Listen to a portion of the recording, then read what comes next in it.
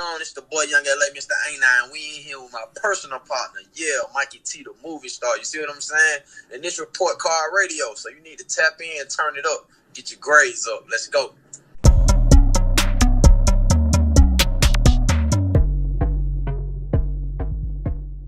Thank you. Hey, brother, man. Hey, I thank you for having me here, brother. It's all Gucci. That's right, man. Welcome to Report Card Radio, Young LA. You know, I pretty much watched your whole career unfold in front of my eyes. You know, it's a good time to be alive, bro. In our lifetime, when we get to watch, in our lifetime, we get to watch people like Jennifer Lopez, Beyonce, right, Young LA, T.I., all of your careers. I watched them unfold right in front of my eyes. You know. Wow, bro. Wow, that's dope, bro. That's dope, man. And it's glad to be here with you and actually be on the line with somebody who's a fan of the art, who understands the artistry. You know what I'm saying? And that's just dope, man. Something when you can come out and have an effect and really set trends and bring a culture with you. You know what I'm saying? Not just your music, but just your whole lifestyle and turn it into a way of life, man. I tell you what, man, that's a big thing. Black boy, white boy, Leland Austin, baby, let's go. So, let's take it back, man.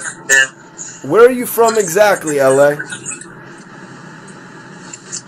I'm from the 3. They call it Zone 3. Yep, Zone 3. Zone 3. That's Southeast Atlanta.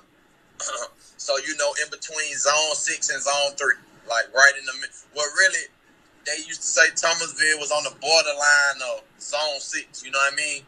But I'm right there by Zone 6, too. So, a lot of my family from Zone 6, Glenwood Avenue, East Lake Meadows, the whole Zone 6. You see what I'm saying? So,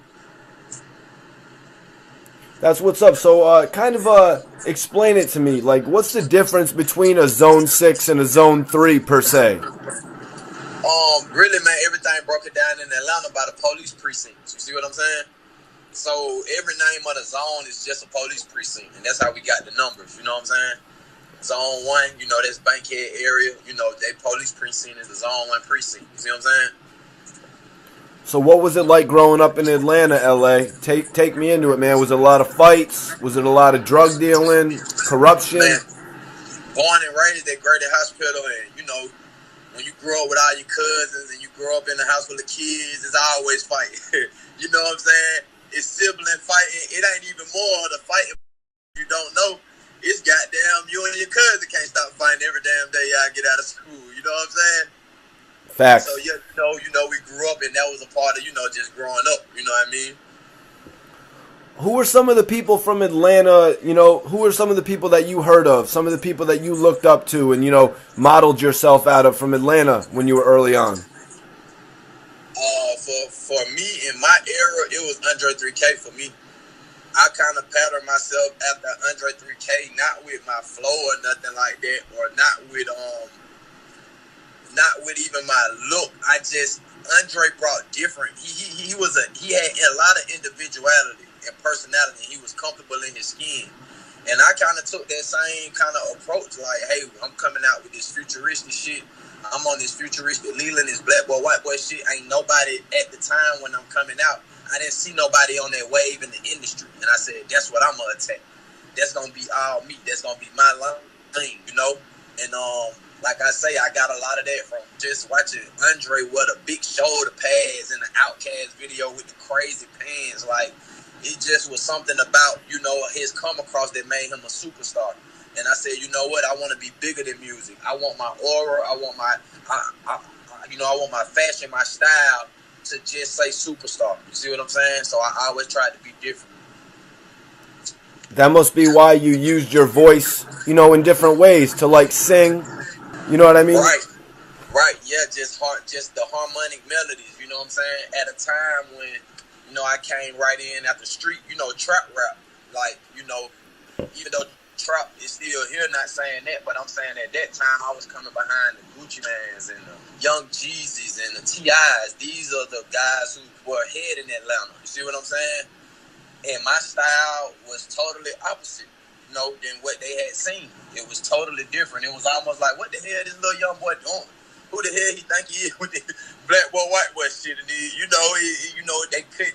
It was kind of hard to grasp it, man. But you got to go through that. When you setting new trends and you trying to do some different shit, you going to go through that. Everybody not going to understand it off the rip. But now I look up and I feel like it definitely has touched the culture. Did you ever get a chance to actually chop it up with Gucci, man? Yeah, that's my brother, man.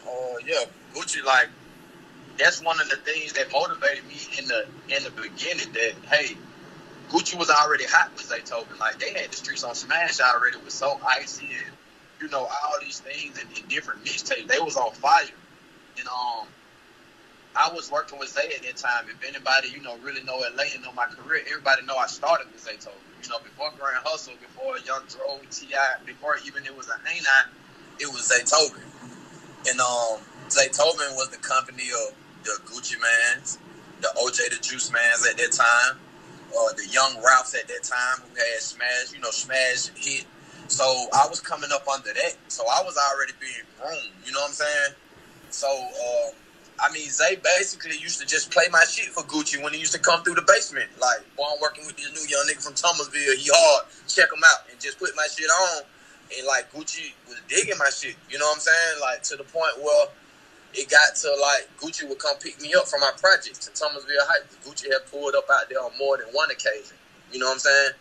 To come pick me up. We go to the studio, that was big for me at that time, because Gucci was like the biggest, you know what I'm saying?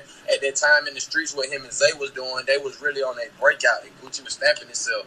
So, to have Gucci coming to pick me up out Thomasville, my hood, seeing that, it just brought, like, man, we can really do this shit. Shit might not, it might not be too bad after all. You see what I'm saying, bro?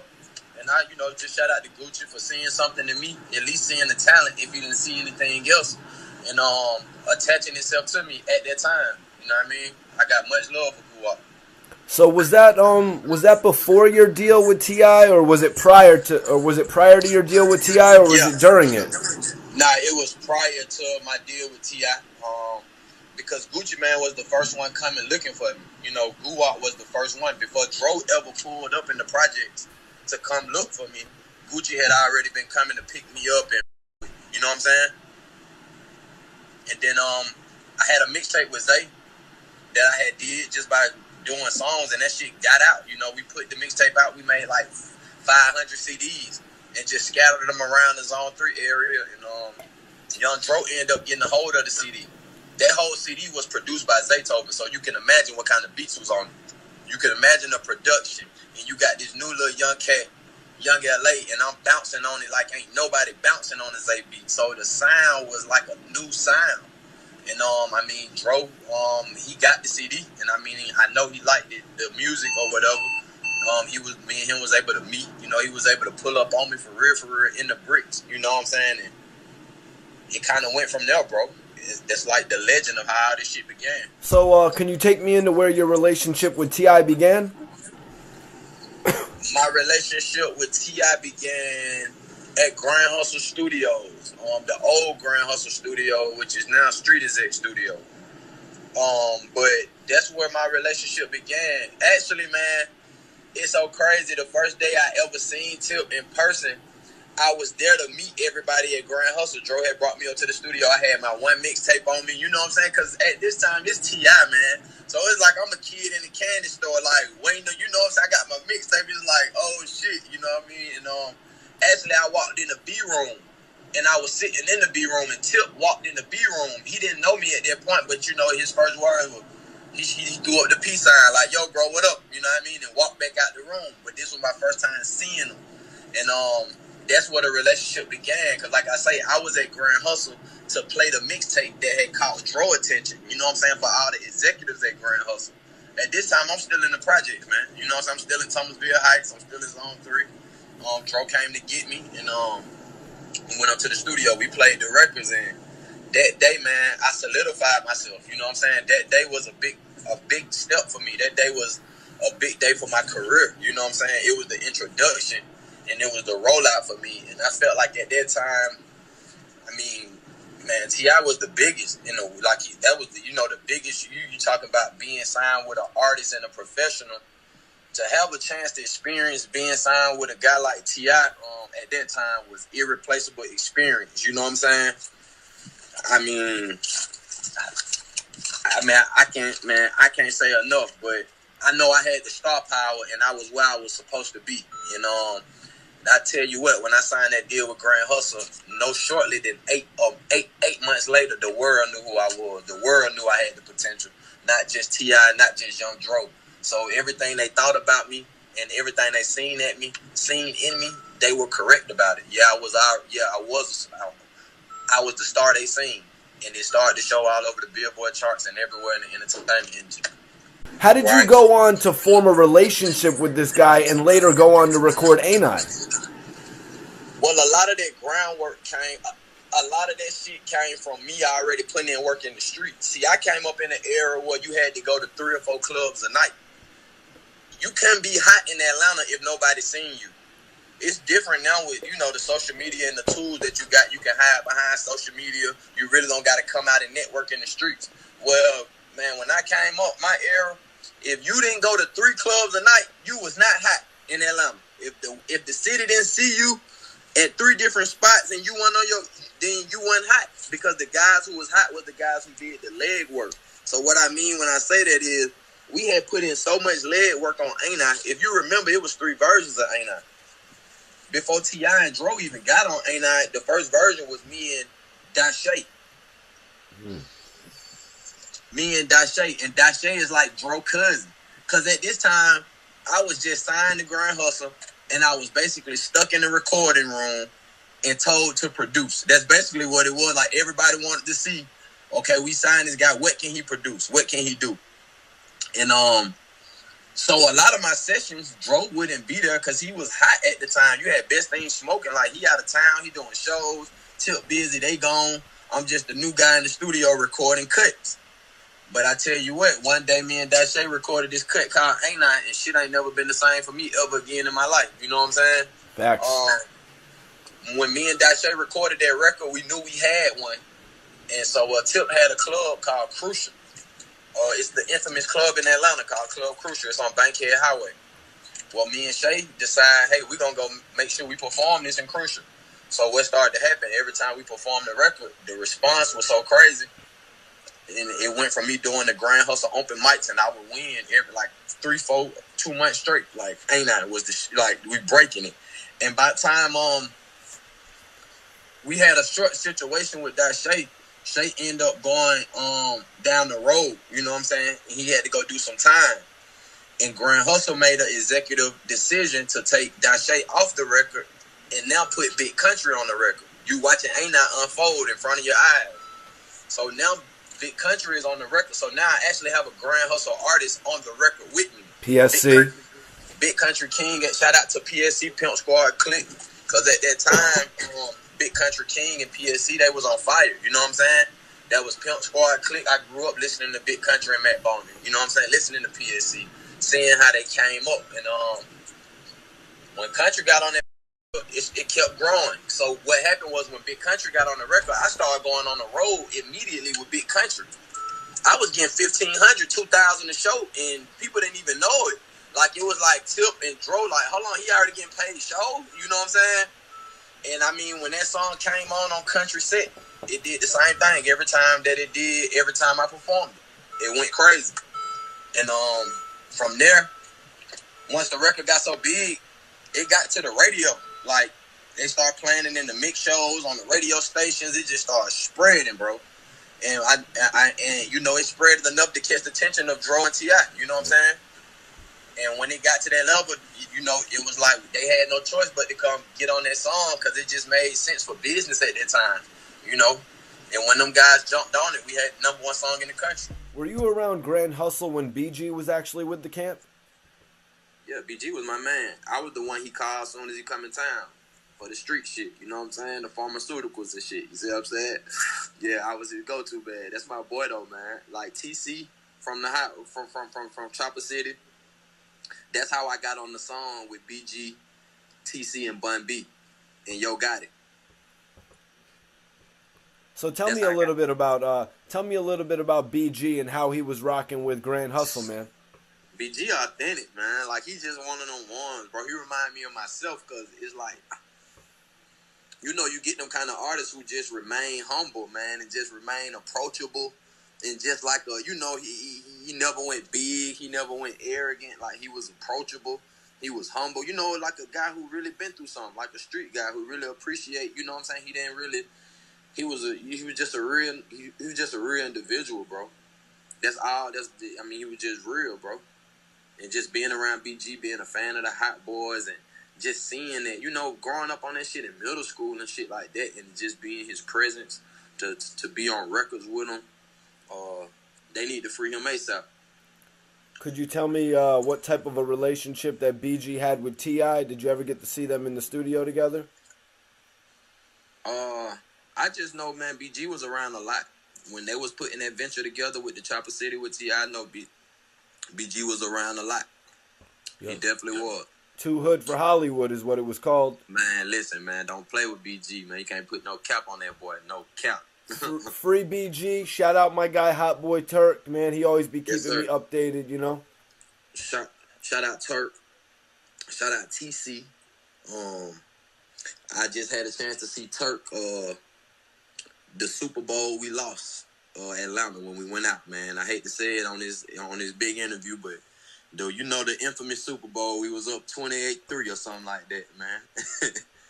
And it didn't turn out good for us. But that same day, I seen Turk that day at my manager, Johnny Cabell house. So shout out to Turk. And like I say, I've been around the greats. And can you imagine just being around 8 Ball?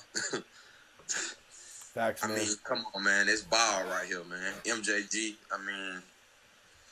that speaks volume. LA, I wanted you to tell me about when you first got the deal with Interscope Records. Could you break down that situation for me? Shout out to Tubby. Tubby did that deal over there at Interscope. He was close friends with some execs over at Grand Hustle, Amir Boyd, who was working radio, Jason Jeter, those guys, and hey, he came to Atlanta, man, and seen what Ain't I was really doing in person. I think he came to a club one night, and the record was like, I think the remix had just leaked. And when he came and seen the performance at the club, it was a done deal, bro. That's all it took. Ain't I had got so much leg power up under it. By the time Tip them got on it, it was already the biggest record in the streets before Tip them was on it. So at that time when Tubby came, he seen, I didn't have to say no words. I didn't have to do nothing but dance on stage. That's it. The crowd said every word for us, Yeah. And when Tubby seen that, immediately we flew to Cali. Immediately we flew to LA because T.I. was out there on some filming stuff, That's when he was filming a lot of movies, Takers. He had like a 3-movie deal, you know what I'm saying? And he was out in LA doing a lot of that. And I got to bump into him, while I was out there on my business signing my deal. And he said, hey, man, you here now. You in the big league, but you got a lot more to go. You know what I'm saying? You got a lot more to do. And I now understand exactly what he was saying, Yeah. Could you take me into when T.I. was marketing you to the masses? What do you remember most about your push? I remember going to New York at functions with T.I. Well, he's on the front of the Vibe magazine, and it's crazy. And at that time I was signing him, and I'm like the hottest artist in the fucking world right now. And so Tip would bring me into his events, let me get promo and stuff like that, you know what I'm saying? And I think that was one of the things I remember for real is when I went to Vibe, because this is all brand new for me still. I'm just now breaking out of Atlanta, really traveling, and to go to a Vibe rollout and see, Tip in rare form, I'll never forget that day. I never forget gracing the cover, the double XL cover. What's that? The cover? I think it's double XL or the Source. But we all was on the cover. Me, T.I., Young Dro, 8 Ball, and MJG at that time because they were signed over there too. So I'm on this cover, bro, with like real Southern legends. Like T.I. is a legend to me. 8 Ball and MJG, those are legends. I listened to those guys as kids. You know what I'm saying? This is how, so just to be on the cover with these kind of guys, it said a lot about where, my potential level was and, where I was headed, How hands-on was T.I. with the project, though? Um, T.I. a bit very busy man, bro. So you got to think at that time he wasn't really involved with the process. I had a great engineer. I had great management, Mike Lace, who was actually Big Country's manager too. And I was one of them artists who didn't need the guidance. And it's like, I can't, you know how artists do artist development and all that shit? It's like I came in past all this shit already, bro. It was like I was already, I can't explain it. I did my first show in front of like 20,000. On like a T.I. set. I thought I would have butterflies and be nervous, but I just ran out there like a rock star. And ever since then, they knew like, Shawty not nothing to play with. How was it getting the chance to go to places like the Grammys, BET 106 in Park, meeting and being around musicians like Justin Timberlake? Oh man, the experiences they're priceless. Those are priceless experiences for someone who really loves what they do. I have a passion for music. Music is in me. It's in my heart. You know what I'm saying? This is what I love to do it. So to be in a position to win now my talent is allowing me to see different walks of life. My talent is allowing me to see different cultures, different things. And like I say, those things are priceless. First of all, it broadens you as a person when you get to see different things. It broadens your demographic, the way you think. You know what I'm saying? It takes you out of that box and that shell, you know. And I mean, like I say, at that time of my career, I felt like I couldn't have been with nobody or signed to anybody at that time but Grand Hustle. I felt like it was just supposed to go that way, you know? So is there an experience that you never thought would happen that you could share with me? I never thought this would happen. Speaking of the Futuristic Leland album, these are some things that artists, everybody think you get in the game and you make your own plans, and whatever plans you write down at home, you go out and everything gonna go exactly 1 through 9 the way you wrote it down. Well, I'm here to tell you, shit don't happen like that. In this industry, when shit is out of your control and it's out of your hand, it's out of your control. You know what I'm saying? And everybody who was working the Futuristic Leland album, if you can remember, 08, 09, we went through a recession. We went through a part of time where all these corporate people were just firing ass loads of people. I mean, it was happening everywhere, not just in the music record labels. Everybody was downsizing. We just came out of recession in 2008, 2009. This is when I'm coming out. Well, everybody who was working my album, guess what happened to them? Just guess at that time. This is some wild shit. I got the hottest single in the world. I'm preparing to drop my album on Interscope after Soulja Boy, who just did all these numbers. I got the same people working my album. They ask me, they say, who you want to work your album? I said, I want the team that worked Soulja Boy shit, because that was the closest thing I knew I was trying to bleed over to. The kids, I was bleeding over to a commercial market, and they did a great job with what they did with him on the come out. And I said, I want those same people. Well, guess what? Hey, man, all those got fired when the recession came. Every person that had something to do with my album, they got fired from the label, bro. It wasn't because they did anything wrong. We was going through a recession, and people were downsizing their structure. So guess what? LA had to take that hit. That shit a lot of shit up, bro. That's crazy, man.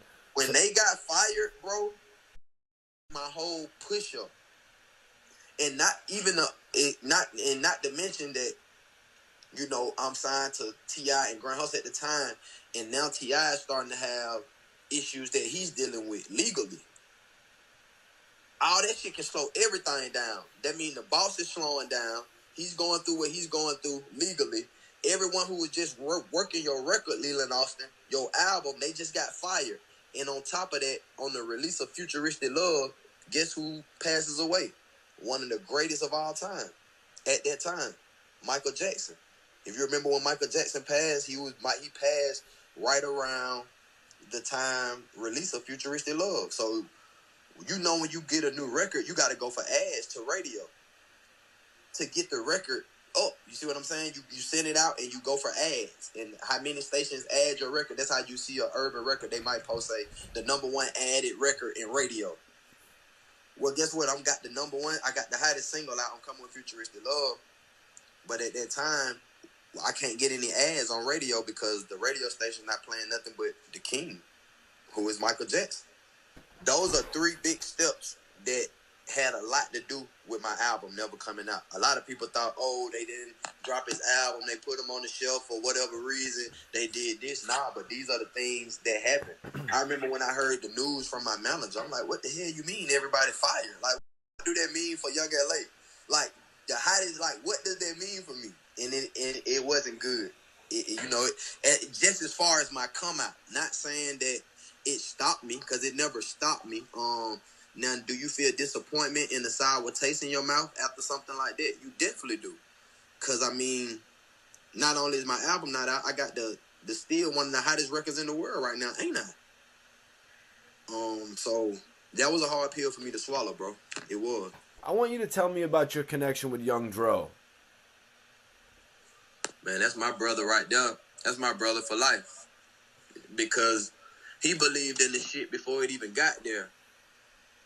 He believed when he just seen, just a little hood LA, just dusty, you know what I'm saying? Not saying that, but in the hood, we don't take showers for like 2 days. We be out on the block and shit. So you might have on the same clothes 2-3 days. You see what I'm saying? I was still at LA. And Dro took interest then. He believed then at a time when I needed somebody to believe. In the position that I was in, I didn't have much. I didn't really have shit. You know what I'm saying? May sold a little weed or did a little something, just hustling and shit to keep a little couple dollars and shit like that. But Dro changed the atmosphere just by believing, just by pulling up them times he pulled up. So that's my brother for life. So tell me about creating that duet project with Young Dro. Is that something that you ever expected to be released on Grand Hustle? I never seen that coming. They was calling us the new Red Man and Method Man. And to even be mentioned in that same category as a Method and a Red, these are iconic guys. Like, you Method Man and Red Man, these guys will just eat you to pieces when it comes to lyrics. So you been out, you know what I'm saying? Like, to be mentioned in that company, that says a lot, bro. I never seen an album coming, but I tell you, that was the biggest release of my career. That was almost like my album. Put it like that. Futuristic Leland didn't come out on Interscope, but the closest thing to an album for me, it was Black Boy, White Boy. So what type of distribution did that get, though? Did Grand Hustle end up jumping behind that? Yeah, they got all behind that. Like, that was one of the biggest projects. That's what kept it afloat. That's what kind of kept shit, right in that crease, because that came out at a vital time. You know what I'm saying? This was right before, like, a lot of the legal stuff, you know what I'm saying, that we all had the experience, you know what I'm saying, at the label with our boss at that time, you know what I'm saying? That's one of the tapes that kind of, you know what I mean, kept shit riding out, and after that, I had the SunTrust Leland, but like I say, Black Boy, White Boy, culture, that's on the wall, that's never coming down, that's a classic. Facts. Did T.I. going to jail really shut down a lot of things at Grand Hustle? Yeah, it definitely made a difference. It slowed a lot of stuff down. Everybody know I was nominated at the BET Awards. That same right after Tip caught that the initial stuff, and he had to go away. Right at the beginning of that, the BET Awards came up, and I'm nominated for best video, best collaboration. Ain't I? I think I won one of the fan favorite awards, but we were supposed to perform at the BET Awards that year, but Tip wasn't there. And at a situation like that, it's a lot of politics. They wanted to see T.I. on that stage with where that song had made it to. And they had every right to feel like that, I guess, at that time. A lot of stuff I didn't understand being young, you know what I'm saying? I'm like, what is going on? Like, I just always think, you know what I'm saying? And, it made me feel a certain way, like, was going hard for me? Are they really pushing for me? Like, what's going, you know what I'm saying? It made me question a lot of stuff, And I tell you what, man, I didn't get to bless the stage that year, but I know if I would have had the chance to bless that stage, it would have been crazy. Probably would have brought the award home also, you know what I'm saying? So you began work on your album, Futuristic Leland. How did T.I. and the label feel about the title? Um, we never really spoke on how they felt about the title. I just was. One thing about me, I'm an A-Reed, bro. I'm a Ram head, and when I'm on something, I'm on it. Like, this who I am. I'm comfortable in my bag. Leland is my birth name. So you better not have a problem with me calling my album Leland. You know what I'm saying? This the name I was blessed with by my mom. Like, and you know, this is futuristic Leland. Like, out at that time, the game had never seen nothing like me. That's why it was halfway like people thought it was a joke, and then it was halfway like some people was with it, because it was like I wasn't scared to change the temperature of the industry. I don't give a damn what no nigga think about me. I'm from Somerville Heights Projects. I don't give a what nobody thinks. I know who I am, know where I'm from, and I'm very confident in it. That's why I could walk and do a lot of the stuff that I do. Still to this day, the crazy haircut. Still to this day, the skinny. Still to this day, the same way I came in is it wasn't no gimmick. Like, I was built like that was already me for real. You know what I'm saying? Correction, the dope haircuts. I'll throw in a picture of one of my haircuts, most likely inspired by you, my man. How did parting ways with Grand Hustle and Interscope come about in 2011? I think when Tip was gone, like I said, a lot of the business just went on point. With him, he's the catapult of the business. He's the breadwinner and everything. You know what I'm saying? So at that time, I just don't think the connection between Interscope and Grand Hustle was the best. Cause Young LA wasn't signed directly to Interscope. If you looked at my videos, it was Interscope / Grand Hustle. I had 2 record deals at one time. So Interscope was in business with Grand Hustle first, not Young LA. You see what I'm saying? And I just think it was a hard time, you know what I'm saying? And I think the connection just kind of fell by the wayside. When you were executive at Interscope, and you might call it executive Grand Hustle, you can't get a hold of them, or, it's stuff like, all the small stuff matter over there, you know what I'm saying? And I think that's what kind of caused the separation for real, you know what I'm saying? For them to kind of back out, especially after Futuristic Love, which to not my control didn't do the platinum numbers that Ain't I did, you know? All that played a part, because at that time it wasn't no streams and shit. Streaming just came about, so you had to actually sell hard copies. Futuristic Leland, my album, had 100-something thousand pre-sale orders. That means that those was already bought. You see what I'm saying? So I was mad when my album kept getting pushed back, because I'm like, if I already got 130,000 pre-sales, if you drop the album, I'm going to go gold. That's crazy to hear. I don't know if they wanted gold. I guess they wanted platinum. I think Interscope wanted platinum. And, they pushed the album back and tried to release Futuristic Love and, get that one to get to the stature of Ain't I, and then release the album. But, I don't know much about, at that time and at that point, the music business or how shit should be released or rolled out. But I definitely feel like if they would have released it with the 130,000 pre-sales, I would have went gold. And in this day and time, if you come out with a gold single right now and get the streaming money, everything has changed in the game. The money is different, the way you go about it. LA, honestly, Interscope has a history of doing that to records. When they begin to catch steam, they'll think it's not enough and they'll push it back about 3 months to try and generate, some interest in it. How did Interscope break it to you that they were going to shelf your album, Futuristic Leland? They didn't break it to me, because like I say, they don't owe LA an explanation, because Young LA is not signed to Interscope. Like, when you see my shit come up, it's not Interscope Records. It's Interscope / Grand Hustle. So they informed the Grand Hustle execs, and the Grand Hustle execs informed me. Shit crazy how business go, ain't it? Yeah, that is crazy, man. So you release Ain't I, and then you have Futuristic Love. Why did you decide to go so far different on Futuristic Love? What were you trying to show the people with that record? That's not the record we chose for my follow-up. And that's why I say, man, I feel like we had it right.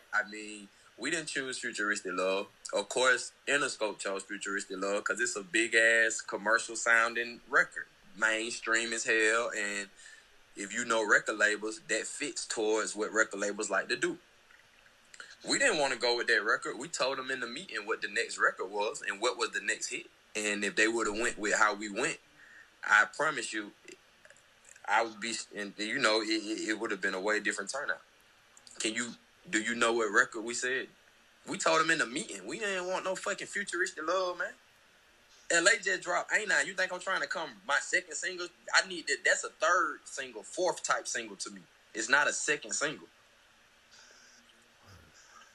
So you never voiced this to T.I.? Nah, we didn't really voice it. I mean, my whole team was in the meeting at Interscope, like, you know, and it was almost kind of like you in one of those situations, like, man, we got them with us. Let's just go with how they want to roll it out. You know what I'm saying? Before we, you know, because it's the first release, let's try to just. But I wanted to go with 36 O's featuring Lil Boosie. I mean, at that fucking time, bro, 36 O's was my next biggest fucking street record. It was generating so crazy all over the world. I remember going to Baltimore, Maryland. I remember going to Virginia, D.C. This record was fucking... And then Boosie jumped on it. And if you remember at that time, Boosie was the southern GOAT motherfucker. Like, yep. What? You can't... Boosie was blazing shit. And I had Boosie, I'm talking about from the southeastern region, Boosie had this shit up, Midwest, everything. And when I put Boosie on 36 O's, that was supposed to be my second single. Look at that rollout. You come out your first single with T.I. and Young Dro. Your second look is with Lil Boosie. The most gangster on the underground circuit. Man, what the do you mean, man? On a beat from K.E., on a futuristic trap beat, 36 O's? Man, come on, man. So Interscope didn't understand that. They didn't understand it, you know, and that's what people tell you about, you know, record labels and a lot of A&Rs and exec. They're not in tune. They're in the offices. So whatever comes to them, that's what they're not in tune with really what's going on in the streets for real.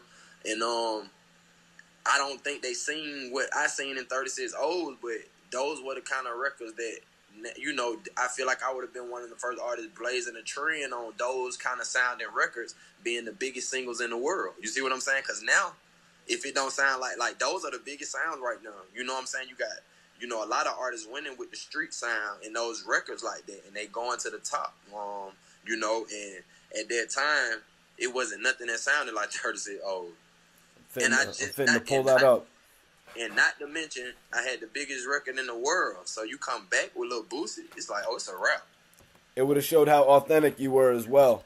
When you first got out of jail, a little bit earlier last year, you got the chance to go to a music video shoot with Boosie and Zaytoven. Can you tell me about connecting with Boosie right out of jail? Yeah, man. Shout out to my good brother, Zay. You know what I'm saying? He been a good brother. He responsible for my career. You know what I'm saying? Salute Zay. Because, I mean, you know, he gave me my first shot professionally. The shot he gave me showcased my talent. Got me 2 major record deals. Got number 1, like, everything. You know what I'm saying? And he's a good friend. He's a friend of mine first. You know what I'm saying? A mentor, a brother. Someone that I've seen just a class act, bro. I mean, if I had to pattern myself after a guy, man, I promise it'll be Xavier Dotson. You know what I'm saying? And just coming home, you know, I'm excited to see Zay. You know what I'm saying? Because we used to being around each other, working. You know what I'm saying? So to go to the video shoot and then see my boy Boosie and Zay working together, and you know, have a relationship with Boosie, have a relationship with Zay, it felt great, bro. It's like, you know, I've been gone for 2.5 years, like 27 months, like 2 years and 3 months. And, you know, I miss this shit. You know I miss it. It's on my love. You know, I'm a motherfucker. I can't wait to get, you know, I just touch down and get back to what I love. You never know how much you love something until it's stripped away from you. And it's taken all the way from you. Big facts. And then you can measure how much you love what you do. You know what I'm saying? And I really seen, like, man, I really love what I do. And, like I say, getting a chance to just get out, pop back out on the scene with Zay and Boosie. Big look. I had plenty of fun. And like I say, shout out to Boosie, shout out to Zay. But we working, man. It's up right now. Shit's crazy. It's crazy on my MV. You know I'm still creating new sounds. You already know I'm still trendsetting. This shit, man, it's crazy, bro. It's crazy. So tell me, what did Boosie have to say to you that day? You know, Boosie came home a few years back. What do you have to say to you, Fresh Home, though? Any encouraging words? He just was embracive, you know what I'm saying? He's always been embracive of me, just as a person, you know what I'm saying? And it was just all love, you know what I'm saying? It was love. I don't even think he was aware that I was just getting out. I don't even think he was aware, you know what I'm saying, for real. So we didn't talk about that, but it was just an embrace, you know what I'm saying? When he seen me, it was like, bro, you know what I'm saying? It was all love. It was all good vibes. So, and it's always like that every time I run in the booth. Now, you mentioned that you had him on the record 36 O's. Where did your relationship with Boosie actually begin, L.A.?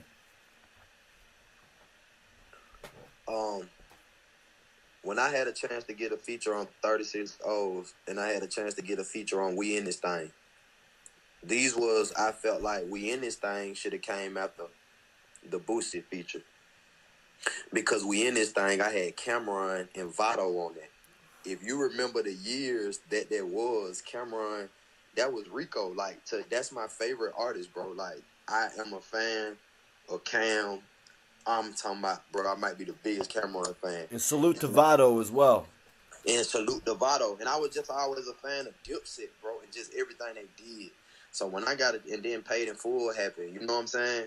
And I got to see Cam play Rico, and it was like, bro, when I had the opportunity to get him on that record, when I got a chance to get an East Coast feature, I told Jason Jeter, I knew who I wanted. I want Cameron.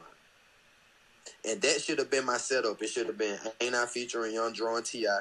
It should have been 36 O's featuring Lil Boosie, and it should have been We In This Thing featuring Cameron. If it happens in that order, man, wow. I just sold it up, you know? Yep, and then seal the deal with Futuristic Love. And then you seal the deal with Futuristic Love. I had 4 records that were ready, and I just don't think that the people seen the vision. But it's like that when you're a new artist and you're pushing a new narrative. You're going to take some bumps and bruises. Some people not going to understand what you're trying to do until other people start to do some of the things that you're doing, and they start to see the trends pop up in the industry. They start to hear the sound pop up in different places, and then it all comes together like, damn, this is a movement. He was the beginning and the start of a whole new culture and generation of artists.